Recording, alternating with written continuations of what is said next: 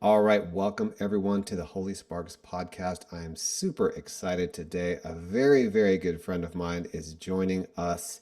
Really, one of the people responsible for me getting involved with Jewish music altogether. And so I want to read his short bio here, and then we'll get into the heart of it. So, Reb Brian Yosef Schachter Brooks is a Jewish spiritual teacher and musician. He has been teaching the practice of presence, meditation, mindfulness, and Judaism since 2006, and founded Torah of Awakening in 2016. He is the author of Kabbalah for Beginners, or Kabbalah for Beginners, published by Rockridge Press, and Integral Jewish Meditation, Three Portals of Presence for Spiritual Awakening. Reb Brian Yosef received his smicha, ordination, as Minister of Sacred Music, Reb Yosef Braya Zohar Menatzeach Bal Tefillah, from Reb Zalman, Zichron Levracha, 2012. Spiritual Teacher and Awakener of Souls, from Sheikh Ibrahim Baba Farajaje, may his secret be sanctified, and Rabbi Sarah Leah Schley in 2012. Certification as a teacher of Jewish meditation, Mora Lehit Bodhidut, from Dr. Rabbi Avram Davis in 2004. He holds a Bachelor of Music from the Eastman School of Music from 1991. So, ladies and gentlemen, would you please put your hands together and welcome my good friend, Reb Brian Yosef. Let's go. Oh, that's how we do it. Louder in the back. Louder in the back. Yeah, that's how we do it. Welcome to the show. Yes. Put your hands together. Oh, my goodness. They're excited. I told them about you. Okay, calm down, people. Calm down. Okay, calm down. Reb Brian, welcome to the Holy Sparks podcast. Thank you so much. How are you doing? It's wonderful to be here with you today. Awesome. So for those of my audience that don't really know you, don't really know your story, I want you to kind of talk them through your upbringing. We're going to talk some of parallel streams. There's the Jewish stream, musical stream, and eventually they come together. So why don't we start with the Jewish, kind of your childhood and upbringing, and talk about that, and then we'll go from there. Sure.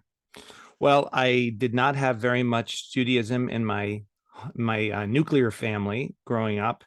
We lit the Hanukkah candles, and that was about it. I have an early memory of my father agreeing to read some Bible to me after I pestered him about it for a while, and that was my first hearing of Bereshit, the book of Genesis. He read maybe the first few days. And other than that, there was nothing. However, my father's sister and her husband and their kids, who my cousins, they became pretty, you could call them Orthodox or conservadox, somewhere in there, when I was about 6 years old. And we started going to their house for Pesach. And then as I got a little older, I started going for Shabbat. And I was just really attracted to it. I don't know why. Especially since my experience of it was kind of negative because before they became observant, I would go over to their home for a weekend visit, and we would watch Land of the Lost on Saturday mornings. And then all of a sudden we weren't allowed to watch TV anymore on Saturdays. So it was like a terrible thing. But nevertheless, I was very just what's the word, like it just impressed by something that I couldn't see. It was almost as if you were to take a lamp, some kind of light, and cover it with some various coverings, and if you looked at it in the right way, you could see a little bit of the light shining through. And so you would wonder what's under there, what's illuminating it a little bit. Let me take off the cover and check out what's underneath. That's how I always felt about Judaism. There was some kind of light there, and it was covered over by the practices that I was experiencing around me, the Hebrew prayers I heard chanted, the rituals, the kiddush, the not being able to watch Land of the Lost on Saturdays, like all these things. Like, what is this? But there's something hidden in there, and that's what really drew me and kept me coming back until it much later it became part of my life. Amazing. So, was there a point at which you decided, hey, this is the path I really want to go down? And was there a person or a series of events that led you to that moment of, hey, you know what, I really want to take this on as my practice. I've seen the glow of the lamp beneath the lampshade. Yeah, I want to take it off and I want to really encounter it. that's a good question. I don't remember a specific time. In fact, I feel like even now, I'm still making the decision every day to continue trying it out. It's like, um, as I got older and I just continued to read more and experience more. And then when I went to college, I started to go to Chabad, and I became really close with a Chabad rabbi who was on the campus of the university, which was near the music school that I went to. And so I was just enthralled. He would sing nigunim. That was my first experience of singing nigunim, was at his Shabbos table. And I guess part of the lack of decisiveness about it was the fact that there is no one Judaism. There are many different kinds of Judaism, and there's a huge spectrum of strictness and practice. There is a huge tapestry of beliefs that form this, you know, uh, belief systems that some of which contradict each other within the different movements.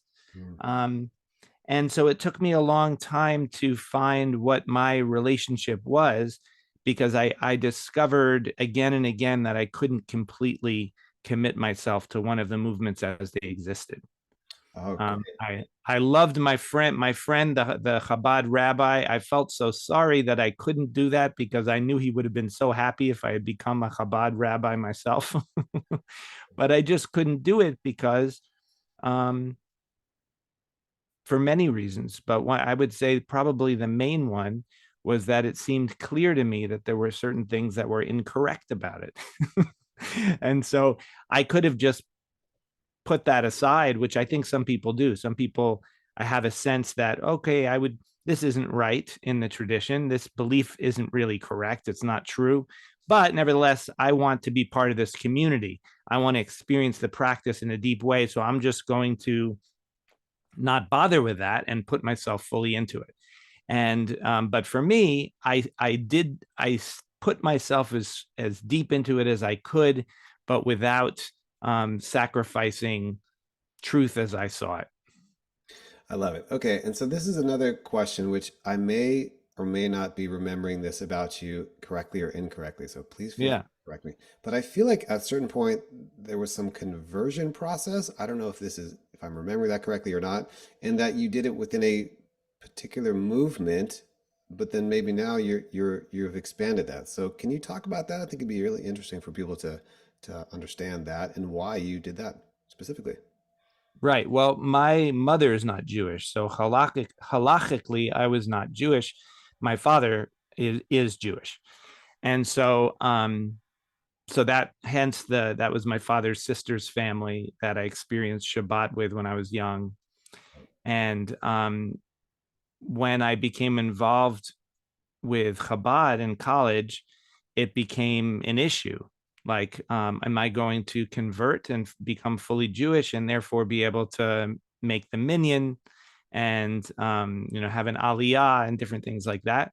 And I was very encouraged by, after some initial extreme resistance, I was eventually encouraged by the Chabad rabbi, because we really loved each other, and he I became like an emissary for him. I used to bring the music students over for Shabbos. Mhm. And so I considered, and I started even talking to and working with a little bit a Chabad rabbi for conversion. But but the conversion issue really highlighted that other thing I was talking about, which was, can I step fully in and put aside my own sense of what's right and what's wrong? And ultimately, I couldn't. So I could not convert Chabad. And later on in my 20s, as you know, I got pulled into in a very unplanned way, I got pulled into making Jewish music for Shabbat services at a synagogue in Berkeley. And at first, I didn't want to do it. I was just becoming more and more observant myself, and so I didn't want to play music on Shabbos. But the person who was encouraging me to do it, who ran that synagogue, wasn't really a synagogue, that was a Jewish meditation center, um, was very persuasive, and I'm glad he was, because it really became such a huge part of my life. But as I became involved with that world, which is the Jewish renewal world, there really was no issue. No one really cared whether I was halakhically Jewish or not. So it didn't become an issue until um, my father's uh, sons from his second marriage after my mother, after they were divorced, he married a Jewish woman, and they were brought up in a conservative synagogue. And so when it came time for the first one, my brother Adam, who sadly passed away, he's no longer alive, of brain cancer. But when he had his bar mitzvah, I couldn't I couldn't participate in the ceremony. I couldn't have an aliyah. I couldn't do anything because I wasn't halachically Jewish. And so I thought to myself, this is a good excuse to just go ahead. Now I have a reason to have a conversion, and I'll do it in the conservative world. And luckily at that time, I was friendly with Rabbi Alan Liu, who's also no longer alive, but he was doing Jewish meditation in San Francisco. I went through a Jewish meditation program in the early 2000s at Chokhmat Halev, which is that meditation center I told you about. And so I knew him, and I called him up and I said, "What do you think about doing a conversion?" And he was very happy to do that. And so they got a beit din together, and I went, and they do a it's really hard if you're not circumcised, because you have to become circumcised. Luckily, my parents did a medical circumcision, had me do that when I was a baby, so that wasn't a problem. They just do it symbolic, and you go in the mikvah and so on. So I had a conversion, and that was it. I had a conversion for a very specific practical reason, and I haven't had any particular reason to do anything else beyond that. Awesome. Thank you for sharing that. Yeah, I didn't know Yeah, the entirety of the story or the catalyst for why you did it at that moment, but that's yeah, beautiful. that was why. Yeah. Oh, I love it. Okay. So we started getting forward in your journey musically, and I want to pause for a moment and rewind the tape musically because there's some very cool and funny things that happened earlier in your musical life that I want you to share if you remember. If not, I can remind you because we go way back. And so talk about your early musical influences, and then we're going to bring it together and bring the worlds together. Well, my biggest musical influence when I was 4 years old, and still till now, was Jesus Christ Superstar, the Andrew Lloyd Webber rock opera. My grandmother played that for me, and I was so enthralled. And I really credit that musical for getting me interested in religion and spirituality, and really Judaism, because um, if you're familiar with that show, it's really the story of Jesus from a very Jewish point of view. It's not a Christian story. And that's why a lot of in the Christian world, they hated that, and they banned it. Even though Andrew Lloyd Webber and Tim Rice are not Jewish, they really painted that story from a very human, he's a teacher, and he was living in the time of the Jews being oppressed by the Romans, and they were looking for salvation from Roman persecution. And so I had that feeling deep within me from a very young age, implanted with that power of that, like, progressive rock music, of that feeling of being part of a people that were yearning for freedom. And that just colored my experience of Pesach and eventually Shabbat and everything. And somehow those things were imprinted very early, both through the religious context and through the progressive rock context. I love it. And then sort of later on, I know that you went to school for I think classical music and more progressive classical music, and also obviously you were into progressive rock as well. But I seem to recall, and tell me if I'm wrong here, there was was it a boy band or a rap group or something that was Ah, yes. story. It's a great story.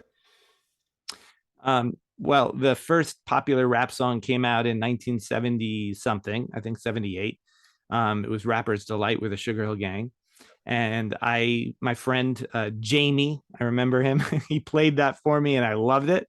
And so I just started rapping. I started making up my own raps. Eventually, I got together with some other guys, and one of them was older. One of them was like 19 years old. And so he had a car. He would drive us around, and we started driving out to Inglewood, New Jersey, and hanging out at Sugar Hill Records. Eventually, we would just hang out there all the time in the summertime when we weren't in school. We would hang out during the summer, and we met the Sugar Hill Gang. We met Grandmaster Flash and the Furious Five. We met the Sylvia Robinson and Joe Robinson, who were the producers that created Sugar Hill Records. And eventually we got signed and did a record. And that recording still exists. I found it in the 90s on Telegraph Avenue in Amoeba Records, put together because Sugar Hill Records is no longer exists. But all of those recordings were bought by Rhino Records in Los Angeles, which puts together compilations of things. And so it exists even now. It's called History of Rap, the Sugar Hill Records story.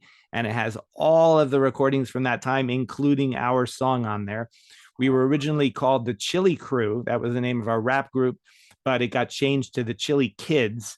And we were the first white rap group, Kids. And we were terrible. We were really, really, we were really bad in many ways. But nevertheless, that record did come out. So it's a funny thing. You can find it. You can find it on Spotify. You can find it on YouTube.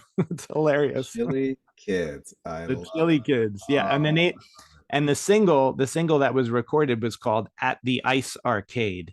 And it was about video games. But it was like, chill out at the ice arcade kind of it. thing. Wait, how old were you when you did this?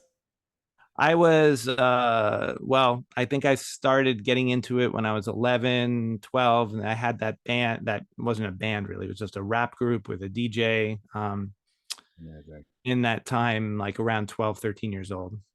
Okay, so that group disbanded, broke up, imploded, Yes. as all many bands do.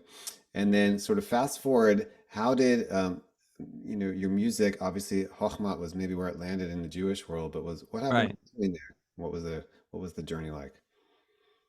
Well, I had a few different progressive rock bands in high school, friends that I played with, who I still play with, in more in the Jewish context, because I roped them into it later in in Berkeley, as you know. But we did that in high school, and then I also got into jazz in high school, played in the jazz band, and at some point I realized it would be nice to go to music school because that was really what I was focusing on. I never had the idea of being a rabbi as a career path. Um, but I didn't feel I was good enough to go to music school as a player because I came to it so late in life. My parents, not my parents, my mother tried to get me to practice when I was younger and was not successful. So it was really coming back to it on my own, but not having the chops in the same way that was necessary to go to music school. And then somehow I found out that you could go as a composer, and I was writing a lot of music.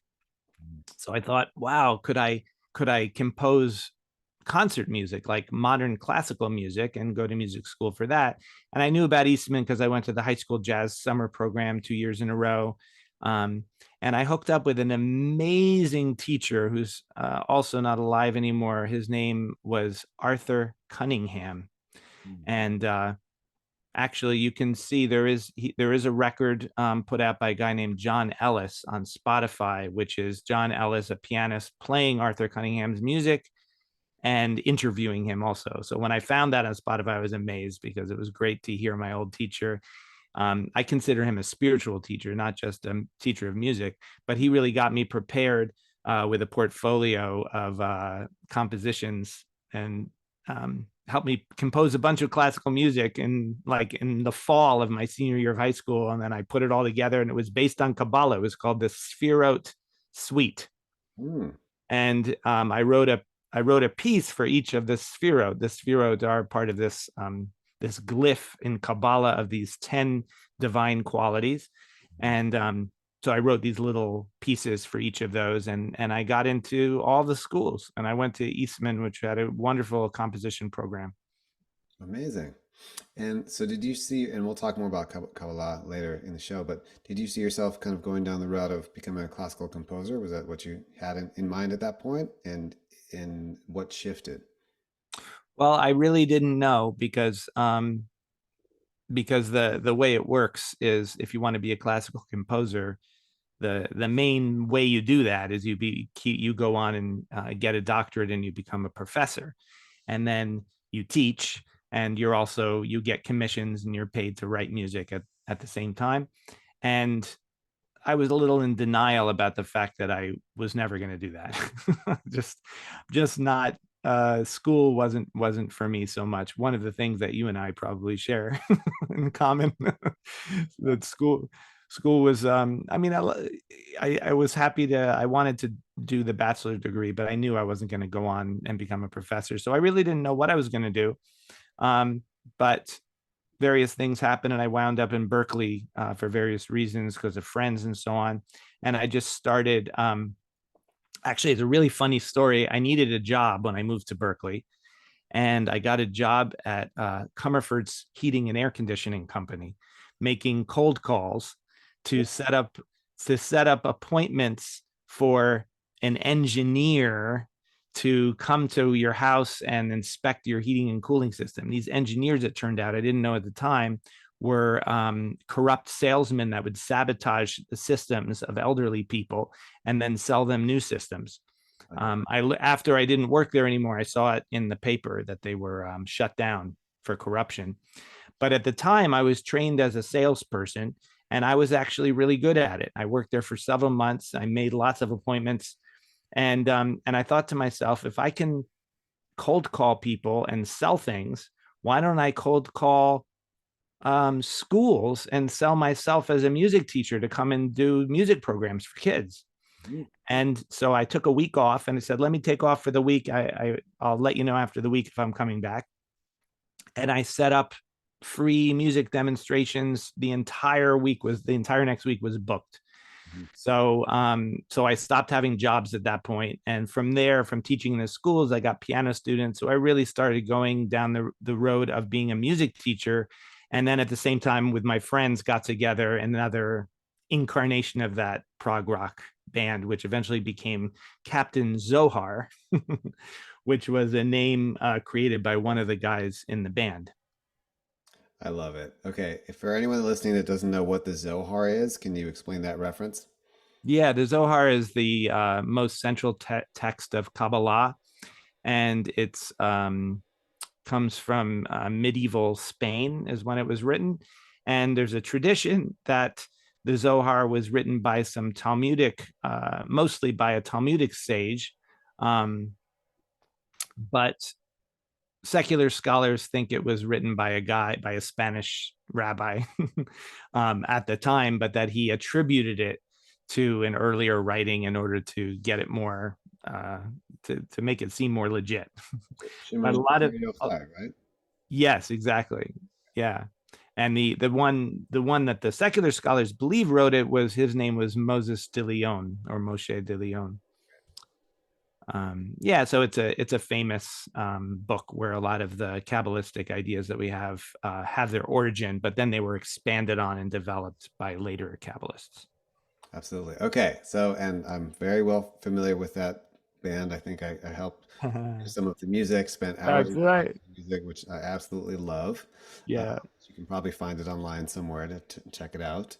And so there's one experience now kind of bringing all this all together. Obviously, you were doing, I mean, you wrote classical music based on the Sefirot, so that was kind of already happening. And then your prog rock band was Captain Zohar. So it was all kind of coming together, but not Right. necessarily liturgically just yet. So I think they were still kind of a little bit separated. Right. But I want you to speak about, you had this moment, I believe sometime in your 20s, a sort of awakening moment, and it's such a powerful story. So maybe you can share that and then let us know what happened after that. Sure. So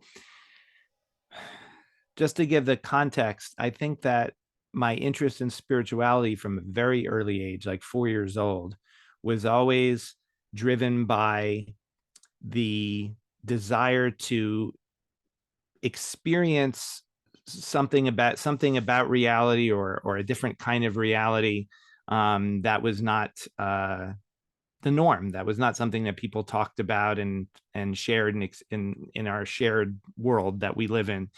Something deeper, and that's kind of was hinted at by those the veiled light that I saw as Judaism being some kind of veiling the light in some way. And as I got older and I learned about Kabbalah, and I learned that there was this esoteric dimension of Judaism, which proclaimed that God was not merely an entity, a deity, but was actually the divine reality behind everything that we could become aware of through esoteric practice.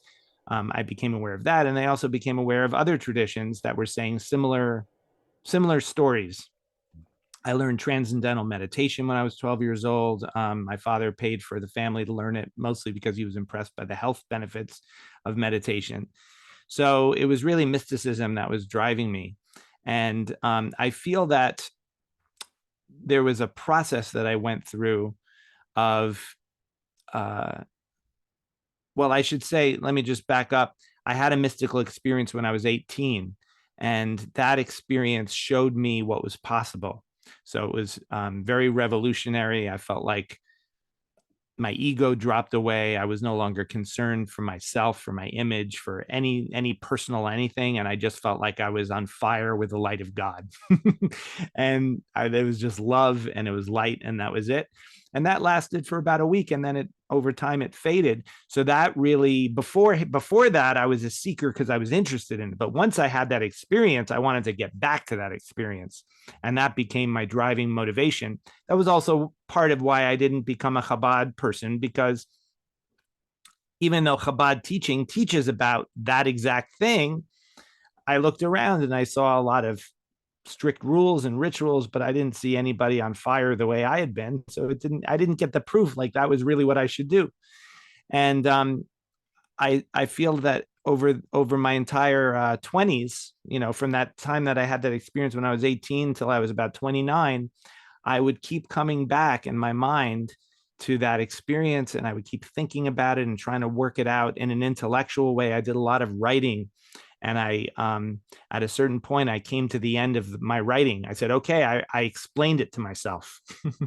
I wrote out a philosophy of Jewish spirituality, and yay, great, but I still am not back to that experience.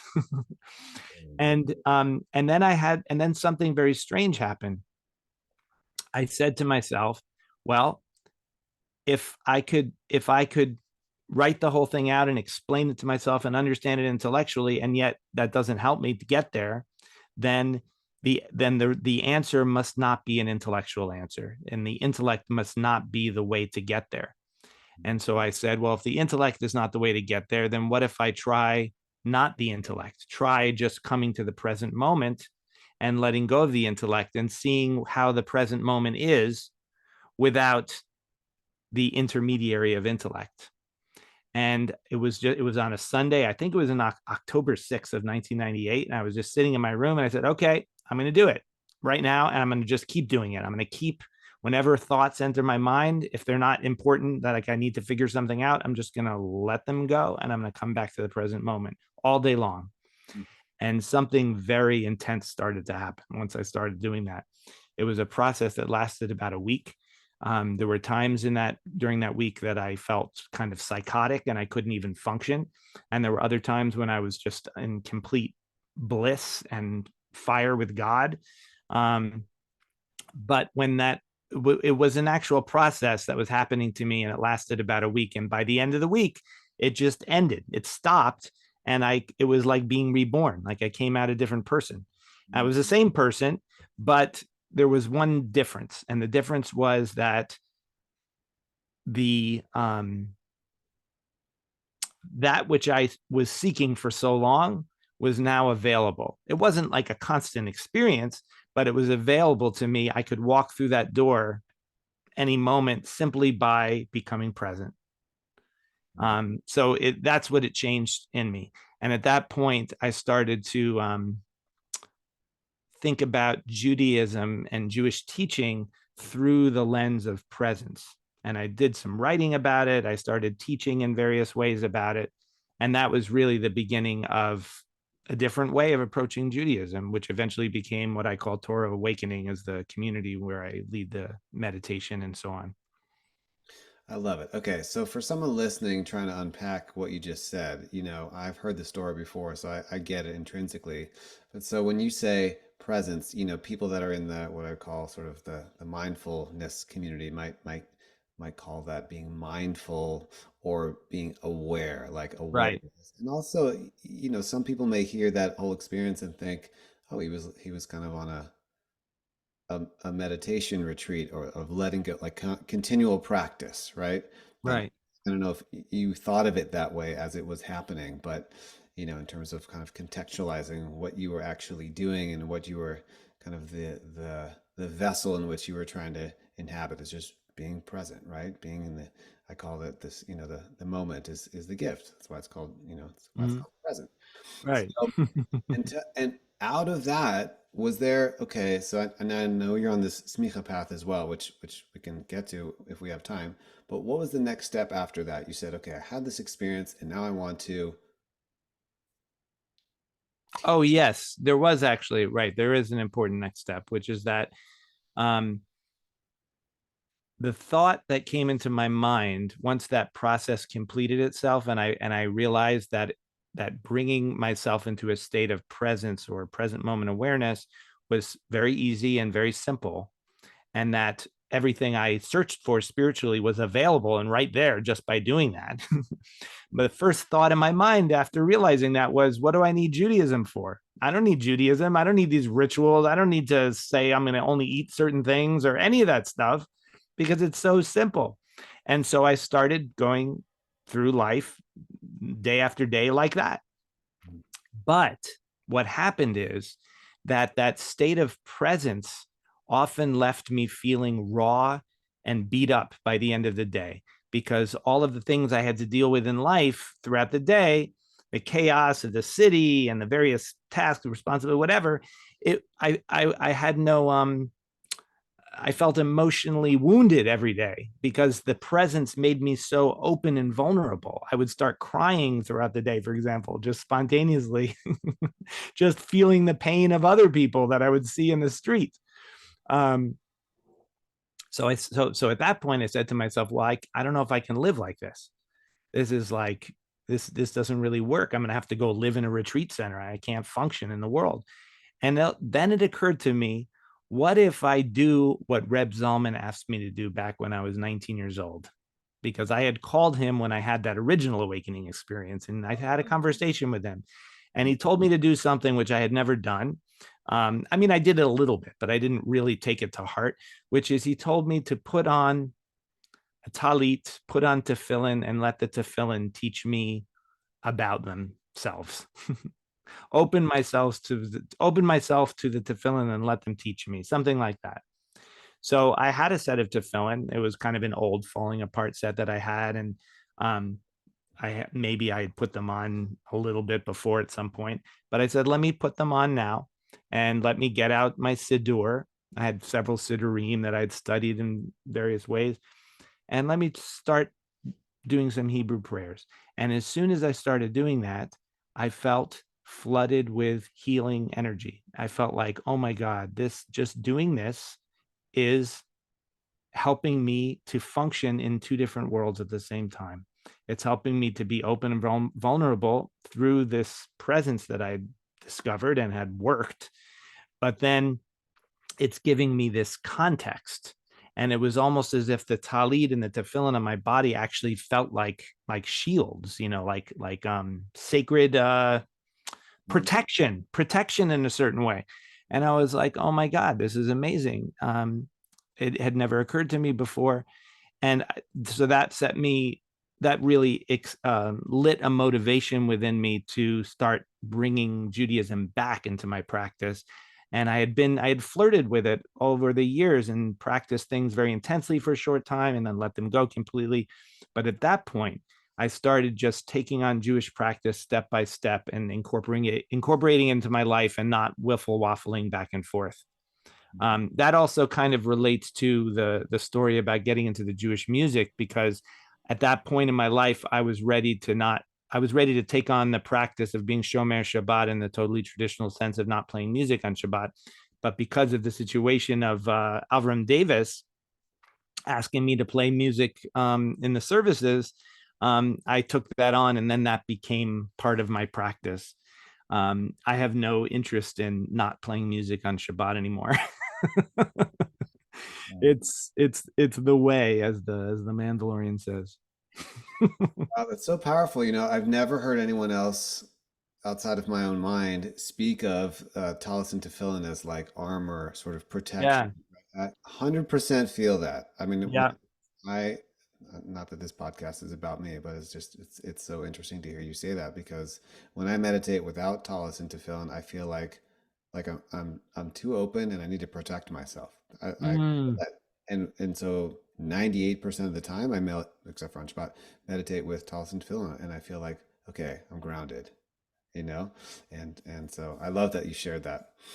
So much more to unpack there for sure. Okay, so but I want to get to kind of what you're doing now, and I know that you wrote a book or two books on Kabbalah and Jewish meditation. Talk just a little more yeah.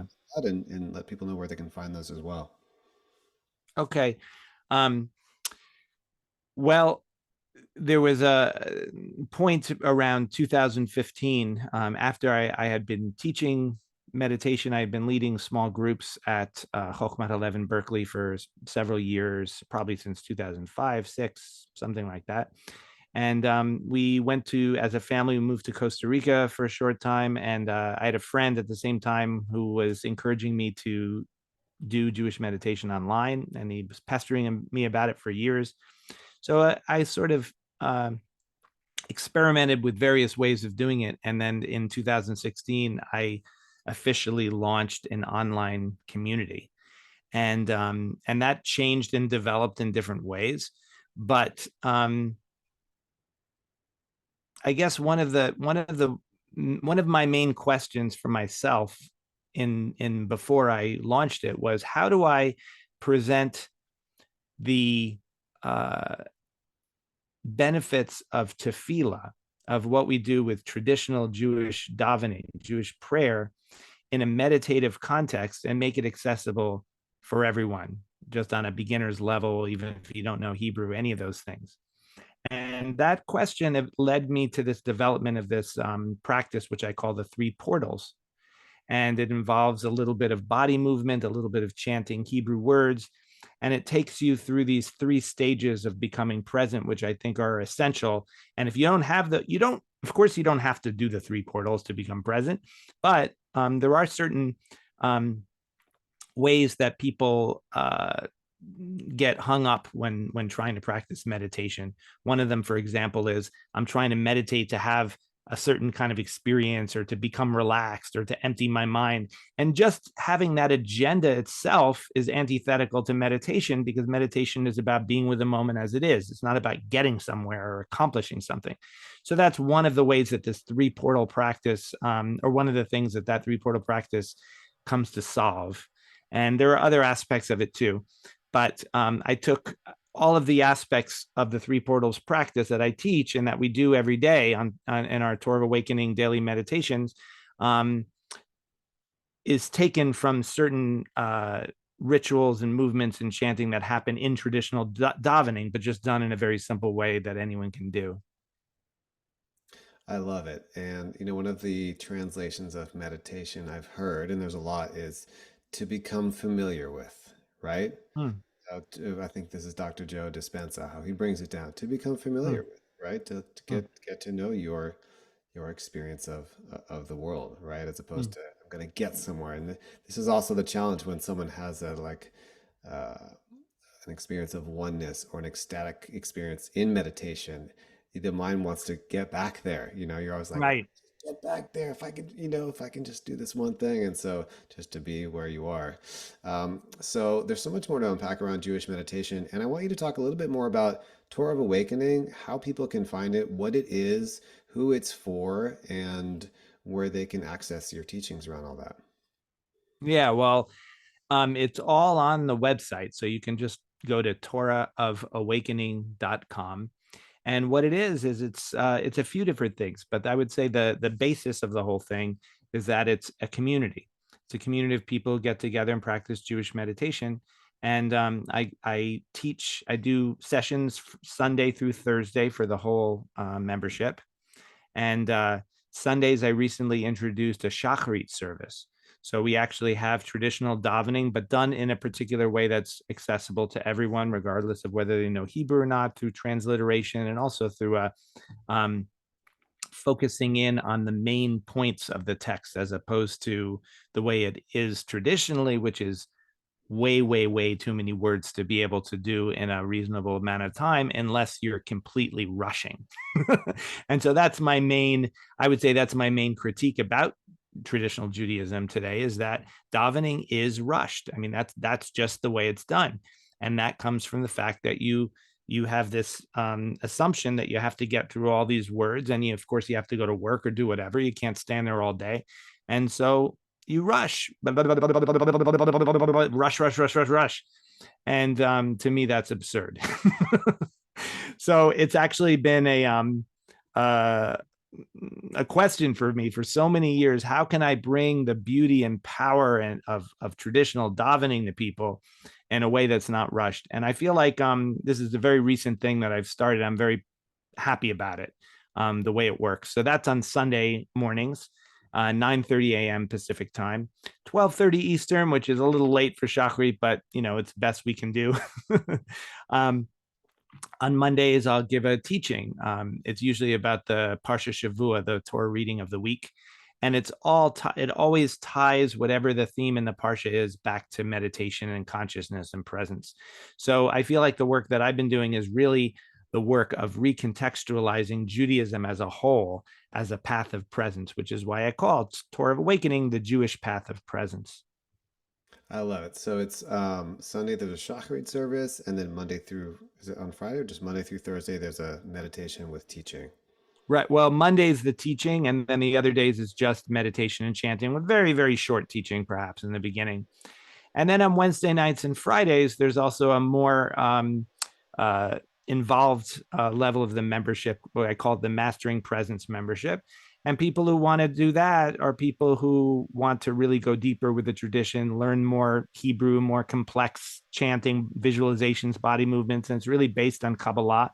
And we do a practice that I call the 32 Paths practice, where we invoke the Sphirot of the Tree of Life and the 22 Hebrew letters, and really spend time connecting with the qualities of each of those things. So, for example, and when I say qualities, I mean that these are qualities of presence. So, for example, the letter Aleph is the quality and the intention of really feeling whatever emotions are there. Now, why would you do that? What's the point of that? Well, because as we go through life, we are unconsciously suppressing emotions all the time because we have to, because we wouldn't be able to function if we didn't do that. But in doing so, we reinforce the egoic sense of separation between ourself and the rest of reality, because we're constantly tightening inside and holding back emotions. So one of the effects of meditation is to let all the emotions be felt, and then they revert back into their natural state, which is consciousness. But if you're holding them back all the time, then you're actually creating almost like a separateness in your own nervous system, and you're reducing the amount of consciousness that's available to you. So that's the letter Aleph. The letter Bet is welcoming the moment, hospitality, like the bait. Gimel, Gadol, has to do with feeling your inherent wholeness and vastness, which is what consciousness is. So all of the 32 paths have very specific qualities that we can connect to and then call upon in situations as needed. I love it. Okay, well, there's obviously a lot more there that you'll need to unpack, and um, so definitely want to encourage people to check out the Torah of Awakening or torahofawakening.com, and you can become Yeah. a member, and you can follow Brian and check out his books and material. But let me ask you a question. Yeah. Why is meditation important for humans? Meditation is important for humans because um, without it, we are operating through a mind created version of reality, and we're not experiencing reality directly. Now, if you believe the movie The Matrix, maybe you don't want to do that because reality in The Matrix is worse. But the truth is that reality is actually better, because the reality is that we are consciousness. That's what we are. We are not this body, although we have a body. We are not our emotions or our thoughts, although we have emotions and thoughts. But the emotions and thoughts and our physical bodies are being experienced by us within consciousness. Consciousness is not something, is not like a spirit stuck in our body looking out of our eyes, navigating through the world. Everything we see in the world, everything around us is all arising within consciousness. So we experience, go through life experiencing all this different stuff, but it's so rare to notice what we actually are. And what we are is inherently free, uh, spacious, and when our thoughts and emotions also pick up on that and notice that, the natural spontaneous result of that is joy and creativity. So it's very, very important to meditate. And I would say my unsolicited advice to everyone is um, is healthy food, enough sleep, exercise, and meditation. You got it. That's the core for taking care of yourself. Amen. Okay. So, last but not least, and really want to thank you for your time. I know you're very busy with what you're doing and your family. And what do you think the Jewish world needs most now? Well, I don't know what the Jewish world needs most now. All I know is what I can offer it, and what I offer it may be what it really needs most now. And what I think that is a is is is a practical, accessible, transformative spiritual path, or many versions of it. But people, Jewish people, need a path that's workable. I think the most tragic thing about the Jewish world today is that whether you're on one hand very, very committed, perhaps very orthodox, very much practicing davening every day, observing all the rules, or you're completely disconnected from all that stuff. Maybe you go to a synagogue once in a while, maybe you don't ever go. But regardless of where you are in that spectrum, having deep, transformative Jewish spiritual practice is actually rare in both of those contexts. It's rare because in the traditional world, it's just often not experienced in a deep way. It's experienced in a way which reinforces the tradition, and which also has numerous side benefits, such as the community and the structure of the spirituality and the learning. Of course, the learning is great in Judaism. That's nothing wrong with the learning, the intellect part. That's very developed. But to actually um, have the practices show us experientially what we really are on the deepest level, that potential is there, but it needs to happen way, way more. So that's why I like to do this. That's why I'm inspired to do this work. I love it. It's so interesting.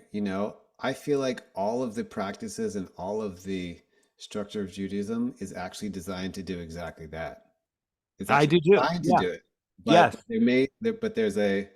uh, there's a gap in kind of the origin of design versus the naming of experience and how to integrate it all, right? I feel like there's that Absolutely. gap, right? So we definitely agree for sure about that, and I think that some of the work you're doing will definitely help to bridge that gap for sure, which is it's so needed, rather than just um, doing things by rote, right? That's right. Because we really get it.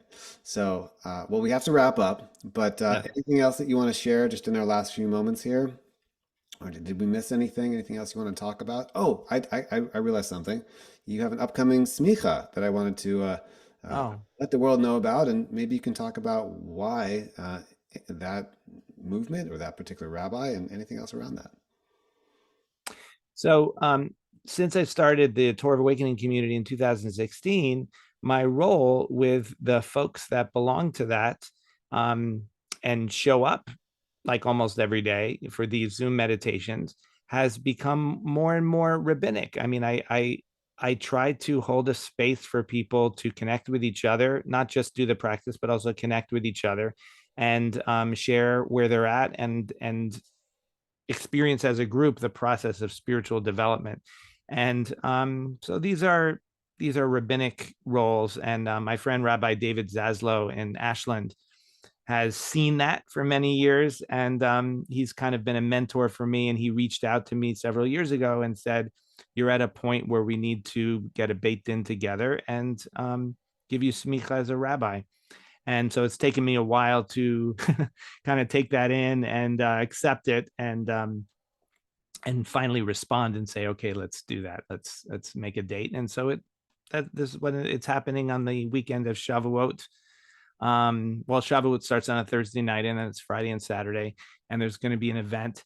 The technical aspect of the smicha, the signing of the document, and so on, will happen before the holiday starts, because that's not a thing to do on Shabbat or the holiday. But the celebration of it and the communal aspect will happen in community at that event. So I'm very grateful to Rabbi David and the other rabbis that are going to participate in that, and all my friends who are going to be up there. It's going to be a lot of fun. Amazing. Well, Mazel Tov in advance on your smicha. It's amazing. Thank For you. anyone that's not familiar with that, what that word means, it's like rabbinic ordination, right? That's in this context. That's how we're using that word. And then, one other thing I wanted to call an audible to point out is you represent this a new emerging model, right? I've interviewed a couple rabbis and then a musician, and then there's a lot of other people on the list that are coming in the 613 episodes of this podcast. Oh, nice. Represent really acting as in soon to be officially smicha as a rabbi out of the context of a pulpit rabbi, in the sense of having like a traditional Right. synagogue. And so it's a really unique model. So I think if there are people that are listening to the podcast, we've heard from a reform rabbi, conservative rabbi, and then we're going to hear from an Orthodox rabbi and Chabad, all these different people, just so people can understand the breadth of Jewish experience and practice and what's possible. Brian is a good person to connect to for a really non-traditional path and how it expresses itself. And so I commend your journey. It's very unique, and you can be a great resource for people that are certainly curious about Jewish meditation, want to deepen their understanding of Kabbalah, and also, of course, ritual as well. And I know that you're doing a little bit of independent B'nai Mitzvah studies as well. Do you want to mention that real quick before we wrap up? Sure. Yeah. I have something I've done for many years, kind of parallel with the Jewish meditation teaching, is working with children. Um, Kind of grew out of my teaching music to children, which I did for many, many years, and I still do. But the one of the things that's unique about the B'nai Mitzvah journey that I tried to give my students who are trying to study for bar bat mitzvah is that it can, in a way, it's a little bit of the best of both worlds, because really the best thing is to be part of a synagogue, to be part of a community. And then the ritual of bar bat mitzvah is to come into that community as an adult. That's what the ritual is about. However, unfortunately, for the way our Jewish culture is in America at this time, synagogues, both traditional and non-traditional, often don't work for people. So a lot of people want to they still want to be connected. They want to do an independent ceremony and have that independent special attention to their child to learn. But the problem is that then, if you do the ceremony, it's not coming into anything. There's no community. You learn how to lead a service, and you do your one service the one time in your life. It's a little bit silly. So this new service that I'm doing on Sunday mornings, that started a few months ago, is a wonderful context for everybody to participate and be part of something that they're actually coming into. So a big part of the program is not just learning, practicing how to lead prayers, but actually being part of prayers and learning to lead it bit by bit as you come toward your bar bat mitzvah ceremony, so that it's not a performance, and it really shouldn't be a performance. It should be a communal ritual. Um, so those are the problems that I saw and that I tried to solve with this. And of course, the other aspect is that it really emphasizes both meditation and music, which I think are so important and wonderful for everybody, but especially for young people. when they're starting to enter those teen years where there's a lot of potential emotional pain and confusion and the growth of the self during that time. And there are many unhealthy things that kids can turn to in those times. So it's so important to have healthy ways to experience bliss and joy through music and meditation and the davening practice. So that's what I try to make available. I love it. I love it. Well, that's definitely a need as well for because I've done a lot of independent B'nai Mitzvot as a musician, cantorial soloist person, and Yeah. that's the thing. It's community, right? Okay, now you're a man, you're a woman, and then what? Okay, that's great that you provide a context for that. So, um, Reb Brian, I want to thank you so much for your time and your wisdom. And if you're out there in the world listening, definitely go to TorahOfAwakening.com, check out Brian's content, and check out his meditation and his services and his books. There is a wealth uh, of beautiful encounters with Judaism available for you. And I highly encourage you to try on some of his techniques and things that he teaches because they absolutely work. And he does it in a very sweet, loving way with humor. So I just want to give you a blessing that Hashem should continue to bless you with Parnasa, Simcha, Shalom. You should touch a lot of people and connect to a lot of people who can't find their way in, that are really looking for a way in to Judaism, Jewish practice, to meditation, and that you can be the portal for them. So, with that, I want to say thank you so much, and we'll see you next week. Thank you so much, Saul. Pleasure to be here, and may you be blessed as well in all of those ways in all of your work. Thank you so much. Amen, amen.